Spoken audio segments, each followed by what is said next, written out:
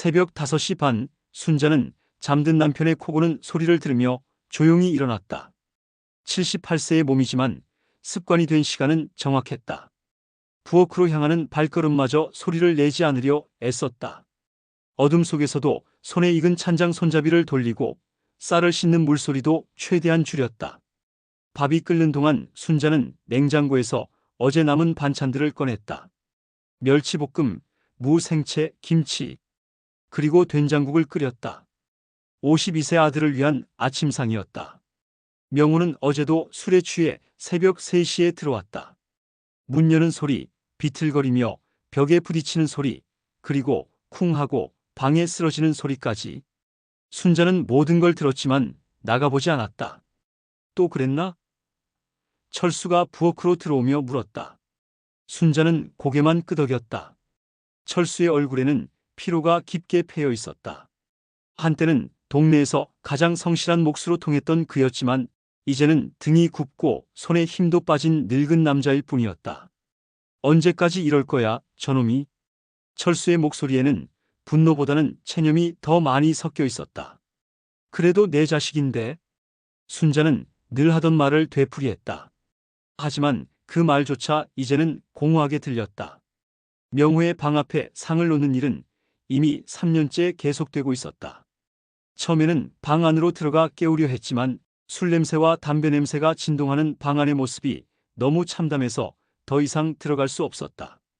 그래서 문 앞에 상을 놓고 조용히 문을 두드린 후 물러나는 것이 습관이 되었다. 순자는 젓가락을 가지런히 놓고 숟가락도 정성스럽게 닦아서 올렸다. 비록 먹지 않을 음식이라는 것을 알면서도 마치 어린 명호를 위해 준비하던 그때처럼 정성을 다했다. 철수는 그런 아내의 모습을 보며 가슴이 아팠다. 언제까지 이런 일을 반복해야 할까? 명호의 방에서는 여전히 아무 소리도 들리지 않았다. 깊은 잠에 빠져 있는 것일까? 아니면 깨어 있으면서도 나오기 싫은 것일까? 순자는 문을 3번 두드렸다. 톡, 톡, 톡. 늘 하던 방식으로. 명호야, 밥 해놨다. 작은 목소리로 말한 후 순자는 철수와 함께 거실로 돌아왔다. 거실 소파에 앉아 아침 뉴스를 보면서도 두 노인의 마음은 무겁기만 했다. 화면에서는 경제 회복, 일자리 창출에 대한 이야기들이 흘러나왔지만 그들에게는 남의 이야기처럼 들렸다. 52세의 아들이 집에서 술만 마시고 있는데 무슨 일자리 이야기가 의미가 있을까? 오전 9시가 되어서야 명호의 방에서 소리가 들렸다. 화장실 가는 소리, 물 내리는 소리, 그리고 다시 방으로 들어가는 소리. 문 앞의 밥상은 건드리지도 않았다. 순자는 한숨을 쉬며 식어버린 밥상을 치웠다. 된장국 위에는 기름기가 하얗게 굳어 있었다. 점심때도 마찬가지였다. 저녁에도 똑같은 일이 반복되었다. 명호는 밤이 되어서야 방에서 나와 냉장고를 뒤지며 라면을 끓여 먹고 다시 술을 마시러 나갔다. 인사도 없이 눈도 마주치지 않은 채 침실에 누워서도 순자는 잠들지 못했다. 옆에서 철수가 기침을 했다. 요즘 들어 기침이 심해진 것 같았다. 병원에 가보자고 말해도 괜찮다며 미루기만 했다. 여보, 우리가 뭘 잘못했을까? 순자가 어둠 속에서 물었다. 철수는 대답 대신 한숨만 내쉬었다. 그들도 모르고 있었다. 언제부터 명호가 이렇게 변했는지, 무엇이 그를 이렇게 만들었는지. 군 제대 후 취업에 실패하고 결혼도 파혼당하고 사업도 망하면서 점점 술에 의존하게 된 것일까? 아니면 그보다 더 깊은 상처가 있는 것일까? 새벽이 되어서야 명호가 돌아왔다. 이번에는 더 심하게 취해 있었다. 현관문을 제대로 닫지도 못하고 들어와서 거실 바닥에 주저앉았다. 순자는 일어나 담요를 가져다 덮어주려 했지만 철수가 말렸다. 그냥 놔둬. 추우면 알아서 방에 들어가겠지. 하지만 순자는 결국 담요를 가져다 덮어주었다. 술 냄새가 진동했지만 그래도 자신의 아들이었다. 명호의 얼굴을 보니 옛날 어린 시절의 모습이 희미하게 겹쳐 보였다. 언제부터 이 아이의 웃음을 보지 못했을까? 아침이 되면 또다시 똑같은 하루가 시작될 것이다. 밥상을 차리고 문 앞에 놓고 아무도 먹지 않는 음식을 치우는 일, 그리고 그 속에서 조금씩 병들어가는 철수와 희망을 놓지 못하는 순자의 일상. 미지근한 된장국처럼 고여있는 그들의 시간이 흘러가고 있었다. 토요일 저녁 명호는 평소보다 더 많이 마시고 집에 돌아왔다. 소주 2병과 맥주 서너 캔을 연달아 마신 상태였다. 현관에서부터 비틀거리는 걸음으로 거실로 들어왔다. 철수와 순자는 저녁 드라마를 보고 있었다. 오랜만에 부부가 함께 앉아 TV를 보는 평화로운 시간이었다. 명호 왔네. 순자가 반갑게 말했지만 명호는 대답하지 않았다. 그냥 거실 한가운데 서서 TV 화면을 멍하니 바라봤다. 화면에서는 중년 부부가 행복하게 웃으며 대화하는 장면이 나오고 있었다. 저놈들이 뭐가 그리 좋다고 웃어대는 거야? 명호가 중얼거렸다. 목소리에는 술 기운과 함께 묘한 분노가 섞여 있었다. 철수가 불편한 기색을 드러냈다. 명호야, 방에 가서 쉬어라. 방에 가서 쉬어라. 방에 가서 쉬어라. 명호가 아버지의 말을 따라하며 비웃었다. 아버지는 참 말이 쉬우시네요. 그럼 저는 방에서 뭘 하고 살라는 거예요? 하루 종일 천장만 바라보고. 순자가 일어나서 명호에게 다가갔다. 얘야, 술을 너무 많이 마셨구나. 물 좀 마시고. 엄마도 그런 소리 하지 마세요. 명호가 순자의 손을 뿌리쳤다. 제가 언제부터 이렇게 됐는지 엄마도 아버지도 다 알잖아요. 그런데 왜 계속 모른 척 하세요? 철수의 얼굴이 굳어졌다. 모른 척? 우리가 모른 척 했다고? 내가 술 마시고 들어올 때마다 속이 얼마나 타는 줄 아느냐? 그럼 뭘 어쩌라는 거예요? 명호의 목소리가 커졌다. 나가서 일하라고요? 누가 52세 먹은 술주정뱅이를 받아주겠어요? 아니면 결혼하라고요? 누가 이런 놈을 좋아하겠어요? 순자의 눈에 눈물이 맺혔다. 명호야, 엄마가 미안해. 엄마가 너를 제대로 못 키워서. 그런 소리 하지 마세요. 명호가 소리쳤다. 그 순간 발을 헛디디며 비틀거렸다. 균형을 잃은 명호는 거실 탁자에 부딪히며 넘어졌다. 그 충격으로 탁자 위에 있던 물컵이 떨어져 바닥에 깨졌고 명호의 몸은 TV 앞으로 굴러떨어졌다. 쿵 하는 소리와 함께 50인치 LCD TV가 앞으로 넘어지면서 바닥에 떨어졌다. TV 화면이 완전히 박살나면서 검은 화면에 금이 거미줄처럼 퍼졌다. 거실은 순식간에 아수라장이 되었다. 아, 이런. 명호가 일어나려 했지만 술 기운 때문에 제대로 서지 못했다. 철수가 벌떡 일어났다. 평소에는 조용하던 그였지만 이번에는 참을 수 없었다. 3년 동안 쌓인 분노와 실망이 한꺼번에 터져나왔다. 야, 이놈아! 철수가 소리치며 명호에게 다가갔다. 내가 지금 뭘 하는 거야? 철수의 손이 명호의 뺨을 때렸다. 78세의 늙은 손이었지만 그 안에는 수십 년간 쌓인 아버지의 절망이 담겨 있었다. 명호는 그 충격에 완전히 깨어났다. 아버지가 나를 때려요? 명호의 눈에 술 기운과 함께 놀라움이 번졌다. 그래, 때렸다. 내가 이 집에서 하는 짓거리를 더 이상 볼 수 없어. 철수의 목소리가 떨렸다. 내가 술 마시고 싶으면 마셔. 하지만 이 집에서는 안 돼. 이 집에서 나가. 순자가 남편과 아들 사이에 끼어들었다. 여보, 제발. 명호야, 너도 아버지께 사과드려. 하지만 명호는 사과하지 않았다. 대신 비틀거리며 일어나서 부모를 번갈아 보았다.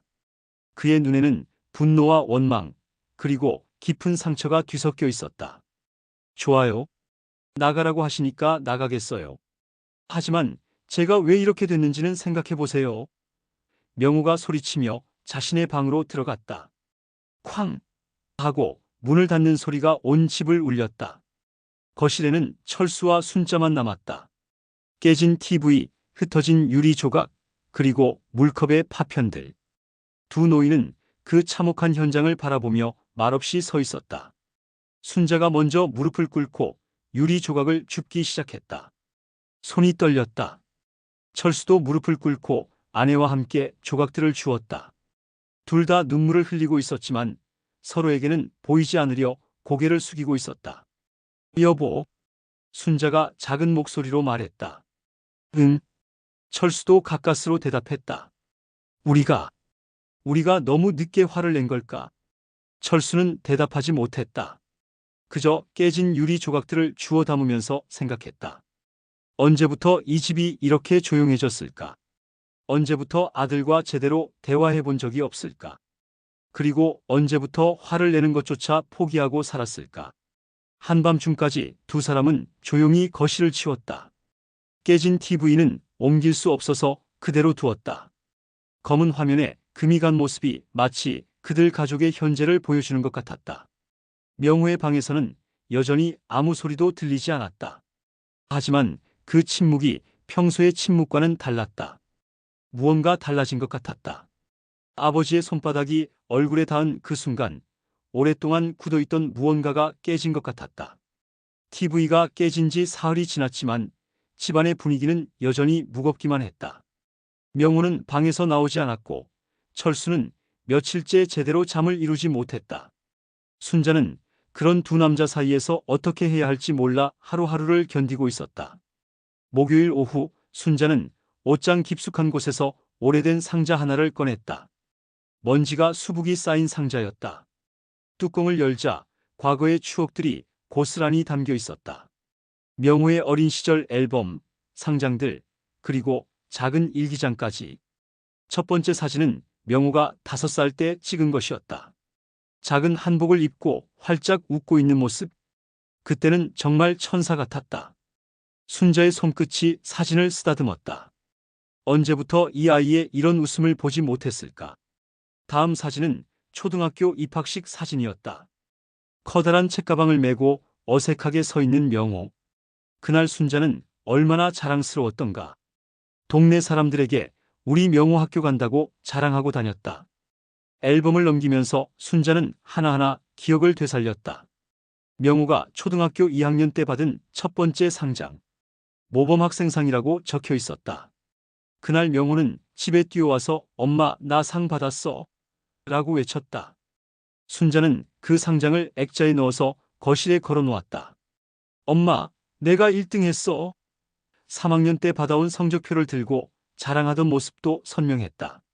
철수는 그날 일찍 들어와서 명호를 어깨에 태워주었다. 우리 아들이 최고야 라고 말하면서. 하지만 사진들이 중학교, 고등학교로 넘어가면서 명호의 표정이 조금씩 변하고 있었다. 웃음이 줄어들고 눈빛이 어두워지고 있었다. 순자는 그때를 떠올렸다. 사춘기라고 생각했다. 모든 아이들이 그런 시기를 겪는다고 생각했다. 고등학교 졸업 사진에서 명호는 거의 웃지 않고 있었다.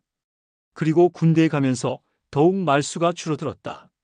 제대 후에는 아예 다른 사람이 된 것 같았다. 밝고 활발했던 아이가 어둡고 내향적인 청년으로 변해 있었다. 순자는 명호의 작은 일기장을 펼쳤다. 초등학교 때 선생님이 써오라고 한 일기들이었다. 오늘 아빠가 내 숙제를 도와주셨다. 아빠는 글씨도 예쁘게 쓰시고 설명도 잘해주신다. 나도 아빠처럼 되고 싶다. 엄마가 내가 좋아하는 김치찌개를 끓여주셨다. 정말 맛있었다.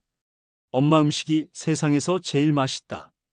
오늘 학교에서 친구들과 축구를 했다. 내가 골을 넣었다.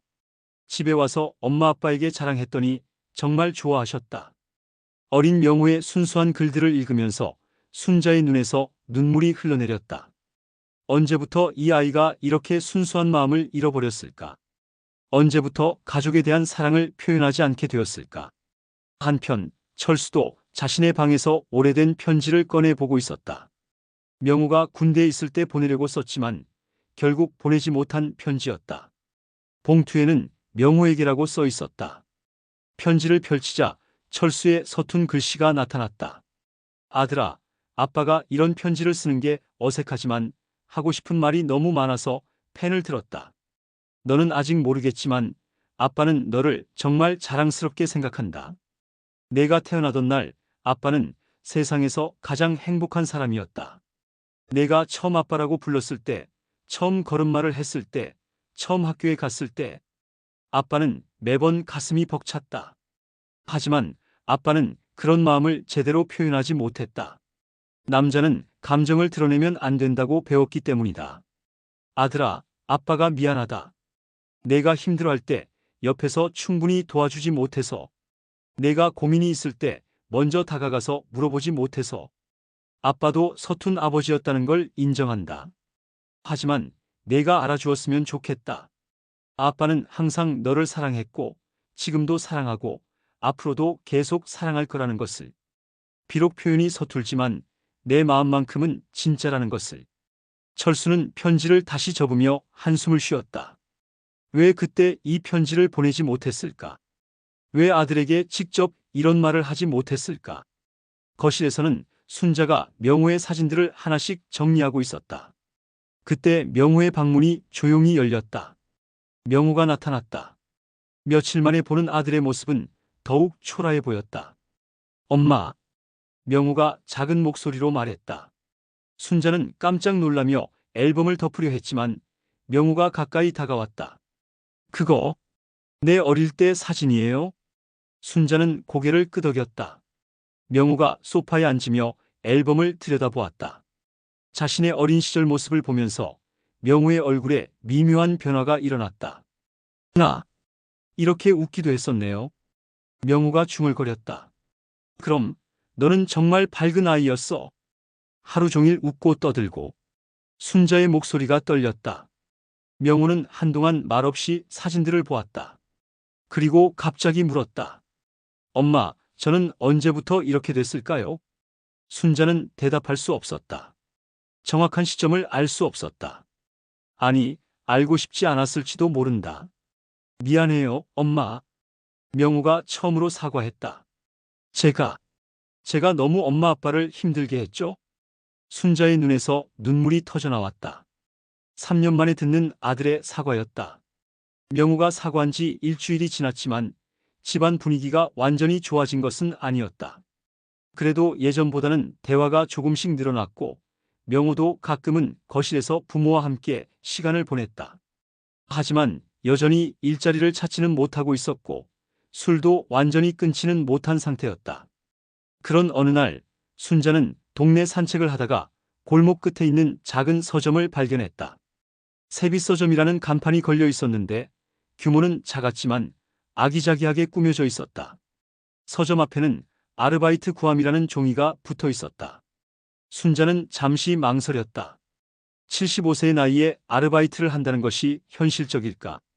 하지만 집에만 있으면서 명호와 철수 사이의 무거운 분위기를 견디는 것보다는 나을 것 같았다. 그리고 무엇보다 조금이라도 집안에 도움이 되고 싶었다. 서점 문을 열고 들어가자 40대 후반으로 보이는 여자가 책을 정리하고 있었다. 안녕하세요. 순자가 인사했다. 아, 안녕하세요. 어서 오세요. 여자가 밝게 웃으면서 대답했다. 저기, 아르바이트 모집한다고 써 있던데요. 여자는 순자를 위아래로 훑어보았다. 나이가 많다는 것을 눈치챈 듯 했지만 불쾌한 표정을 짓지는 않았다. 네, 맞습니다. 저는 이 서점 사장 김미경이에요. 혹시 나이가 어떻게 되세요? 75세입니다. 순자가 솔직하게 대답했다. 미경은 잠시 놀란 표정을 지었지만 곧 미소를 지었다. 아, 그렇군요. 사실 나이 제한은 없어요. 오히려 연세 있으신 분이 더 꼼꼼하고 책임감 있게 일하시더라고요. 정말요? 순자의 얼굴이 밝아졌다. 네. 일은 어렵지 않아요. 책 정리하고 손님들 안내하고 간단한 계산 정도예요. 시간은 오전 10시부터 오후 4시까지 주 5일 근무하시면 되고요. 순자는 집에 돌아가서 철수와 상의했다. 철수는 처음에는 반대했다. 75세에 무슨 아르바이트야? 집에서 쉬어야지. 여보, 집에만 있으면 답답해 죽겠어. 그리고 조금이라도 벌어서 집안에 보탬이 되고 싶어. 돈은 걱정하지 마. 내 연금으로 충분해. 그게 아니야. 나도 뭔가 하고 싶어. 명호 때문에 우리 둘 다 너무 우울해져 있잖아. 철수는 아내의 마음을 이해했다. 실제로 순자는 요즘 들어 웃음을 잃어가고 있었다. 매일 집에서 명호를 걱정하며 지내는 것이 그녀에게도 독이 되고 있었다. 그래, 내가 하고 싶다면 해봐. 하지만 무리하지는 마. 이틀 후 순자는 세빛 서점에서 일을 시작했다. 첫날은 긴장해서 실수도 많이 했지만 미경 사장이 친절하게 가르쳐 주었다. 그리고 무엇보다 오랜만에 집 밖에서 사람들을 만나는 것이 즐거웠다. 서점에는 다양한 사람들이 왔다. 학생들, 직장인들, 그리고 순자처럼 나이 든 분들도 있었다. 순자는 손님들과 자연스럽게 대화를 나누기 시작했다. 어머, 이 책 재미있어요. 제가 읽어봤는데 정말 좋더라고요. 이 요리책 어때요? 저희 며느리가 이 책으로 요리 배웠는데 맛있게 잘해요. 손님들도 순자의 친근한 태도를 좋아했다. 특히 나이 든 분들은 순자와 이야기하는 것을 즐거워했다. 집에서도 변화가 생겼다. 순자가 서점에서 있었던 일들을 이야기하면서 집안 분위기가 조금씩 밝아졌다. 오늘 80세 할머니가 오셔서 손자책을 사가셨는데 정말 자상하시더라. 어떤 대학생은 매일 와서 책을 읽어. 돈이 없어서 사지는 못하지만 공부하려는 마음이 기특해서 그냥 두고 있어. 철수도 아내의 밝아진 모습을 보며 마음이 한결 가벼워졌다. 그리고 명호도 어머니가 일하는 모습을 신기하게 바라봤다. 엄마가 일을 하시네. 명호가 중얼거렸다. 사실 명호에게는 어색한 일이었다. 어머니가 자신을 돌보는 것 외에 다른 일을 한다는 것이. 그동안 순자는 온전히 가족만을 위해 살아왔다. 특히 명호가 이 상태가 된 후로는 더욱 그랬다. 어느 날 저녁 순자가 평소보다 늦게 들어왔다. 서점에서 책 정리를 하다가 시간이 늦어진 것이었다. 명호는 어머니를 기다리며 거실에 앉아 있었다. 엄마, 왜 이렇게 늦어요? 아, 미안해. 새로 들어온 책들을 정리하느라고. 명호는 어머니의 얼굴을 자세히 보았다. 피곤해 보이지만 표정이 밝았다. 예전에는 볼 수 없었던 활기가 있었다. 엄마, 일이 힘들지 않아요? 힘들긴 하지만 재미있어. 사람들을 만나는 게 이렇게 즐거운 줄 몰랐어. 그날 밤, 명호는 잠이 오지 않았다. 어머니의 변화된 모습이 계속 머릿속에 맴돌았다. 자신 때문에 3년 동안 집에만 갇혀 지낸 어머니가 이제야 자신의 삶을 찾아가고 있는 것 같았다. 한 달이 지나자 순자는 완전히 새 사람이 되었다. 매일 아침 일어나서 옷을 차려입고 나가는 일이 즐거웠다. 서점에서 만나는 사람들과의 대화도 즐거웠고 새로운 책들을 소개하는 일도 보람있었다. 하지만 그 무렵 철수의 건강에 이상이 생기기 시작했다. 기침이 더 심해졌고 가끔 가슴이 답답하다고 했다. 순자는 걱정되어 병원에 가보자고 했지만 철수는 괜찮다며 미뤘다. 그냥 감기인 것 같아. 며칠 지나면 나아질 거야. 하지만 기침은 나아지지 않았다. 오히려 밤에 더 심해져서 순자도 잠을 제대로 잘 수 없었다. 어느 날 아침 철수가 화장실에서 나오면서 휘청거렸다. 순자가 얼른 부축했다. 여보, 괜찮아? 어지러워. 잠깐만.